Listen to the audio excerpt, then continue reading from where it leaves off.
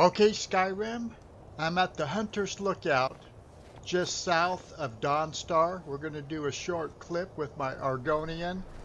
This is the original Skyrim, Oldrim, bestrim, and Requiem. Let's play around a little bit. The Hunter's Overlook. You left this back there. Figured you'd be wanting it. Here you go. She just handed me back my traveler's bedroll, so now I have 2 of them. This comes with the Realistic Needs and Diseases mod, which together with the Hypothermia mod by Nitor, I think are the best survival mods in Skyrim. Realistic Needs and Diseases, you can make your own bedrolls, tent. I just think it's the best. Incidentally, you did work somewhat on the special edition with the new Creation Club survival mode. I tested it out. I don't know if I still have the recording on that, but the fire and everything did warm you up. Alright, so I just rested. I think I sold off the extra food I was carrying around. I have too much food. No, actually I haven't. So once you see the traveler's roll, see I dropped one, I slept in it. She handed it back to me, so now I have 2 of them. That was actually kind of cool. But I am overburdened, so I'm going to sell off some of the raw meat I have. And in Realistic Needs and Diseases, if you eat too much, you slow down anyway because you're gluttoned. So let's go to my inventory. Raw meat. Alright, how much do I want to sell? She only has 18 gold. Alright, I'll take most of it there. Now I'm down to 179. But I think I'm going to go to the other hunter and maybe get rid of the rest. Let's see. It's not like my poaching is hurting anyone. Take a look.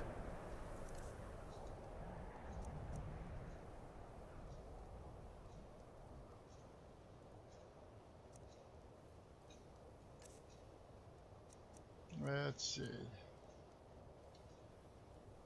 Alright, I can sell the rest of it to this guy. Now I'm down to 163 pounds out of 189. Like the survival mode in Special Edition, Requiem does place a limit on your initial carry weight. As I recall, I think it's 125. Alright, I can run again. Here's a nice wolf I killed. By the way, let's look at the background a little bit. Let me get up in first person view. I don't normally run around in that. But this is Climates of Tamriel, which I think is just spectacular on original Skyrim. Maybe not so much on Special Edition, but the original Skyrim, this is really a top mod. And I hope it's coming out on your end the way it looks on mine, but it's really fantastic. And I've got the Climate of Tamriel darker nights. You know, it makes the nights darker. I think I've got it on the highest version. So, yeah, much better.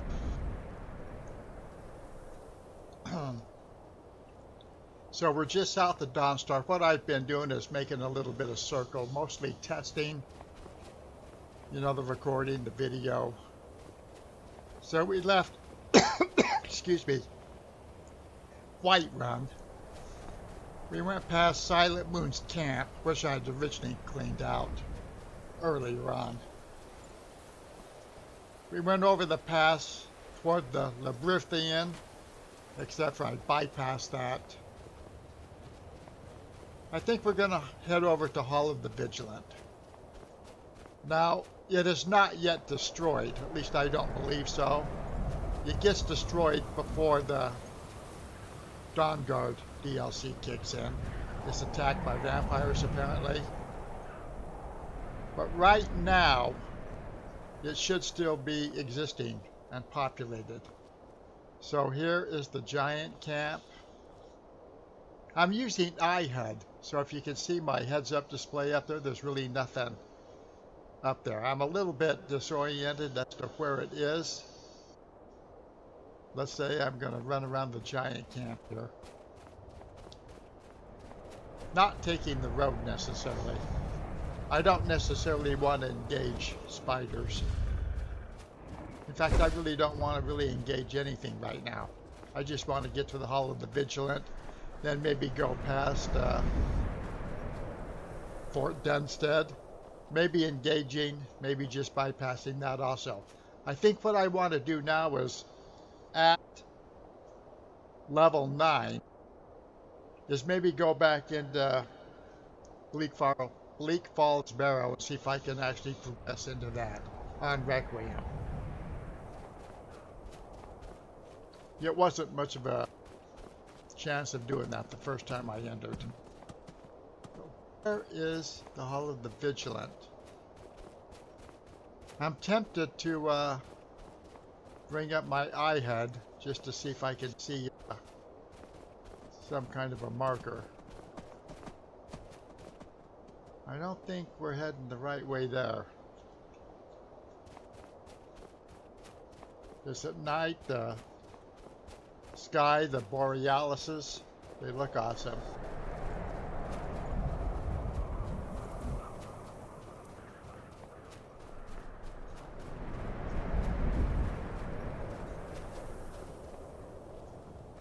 Ah, alright, just over the top of my head there. You can see the lights and the roof. Hall of the Vigilant.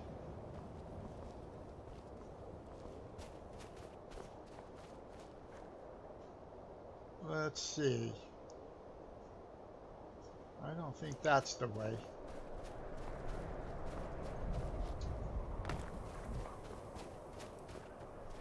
Alright, here we are. You can see that it's not yet destroyed. And everything looks pretty dark here, and I'm sure maybe even more so at your end. The suffering the Daedra cause will not go unpunished. You None can see escape the that I vigil. have the All come into wet the and light. cold mod installed, so many people will be wearing backpacks. In fact, I'm wearing a backpack and a cloak from that mod. So let's go inside.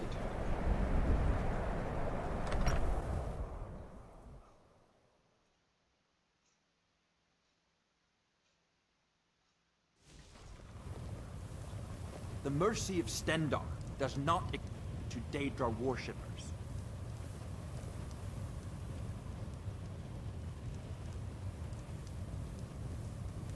Let me get rid of my shield. Maybe we'll get some more likely to have hand warming animations. It's one thing I like about realistic needs and diseases is you do get an animation when you're warming and eating. Let's eat something real quick. And with my Argonian, it doesn't even have to be cooked, so I'll eat a raw rabbit leg. Ah, I'm gluttoned, eating too much, so I'm going to get some penalties. But there is a nice little animation with this mod. You don't have a lot of widgets or any widgets all over your screen. I don't know if I'm cold enough to need the hand warming. Oh, there we go. I do like that little touch. I miss it in the survival mode in the special edition. Let's we got some The general mercy of Stendar does not extend to Daedra. vigilance. Let's go talk to the main gal. Here she is. Let's get in first person view.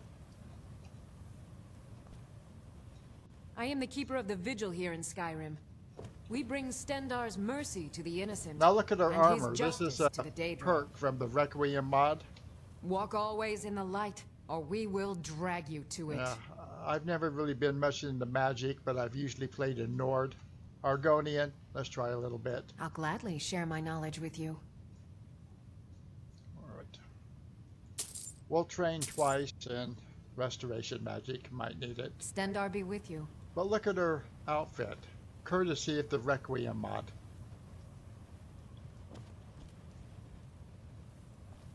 So this is the Hall of Vigilant before it has been destroyed. Oftentimes, by the time you get here, it might be destroyed.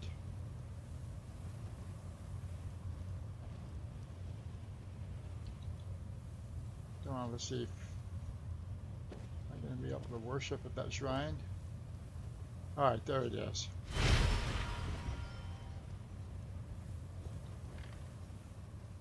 Let me see what time it is.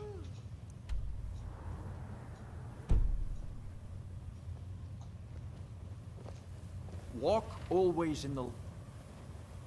Alright. It's 1:48 a.m. or we will drag you to... Now here's a nice little perk I like about the Requiem. I mean the realistic needs and diseases, where you do your food and also your tents. So I'm going to crouch. I'm going to drop a bedroll and sleep inside the Hall of the Requiem right next to the fire. And since I got an extra one at the prior camp, that's kind of nice. Maybe I'll have one for a follower if I use a followers can relax mod. Alright, there it is. You have to crouch and then activate it. And you can see that it's spread out now. And I can do it inside here, anywhere, I think. So I'm actually going to sleep just for an hour. We're going to still do this as a night clip. I'm going to crouch down, pick up the bedroll. Look at the top left, it said I was feeling rested. So I have the bedroll back. Let's check, make sure I have 2 of them. Right? Now the next time we come here, this will probably be destroyed. Everybody will be dead. There'll be some dead vampire and deathhound casualties around too. I don't think we ever find out what happens to the main gal, Keeper Colsette, back here in the room. I don't think her body is ever recovered. Okay. But then I've never come back on the Requiem mod, so who knows. So let's go outside. We're going to continue our journey ambling back toward White Run and then Bleak Falls Barrow. Maybe not this clip.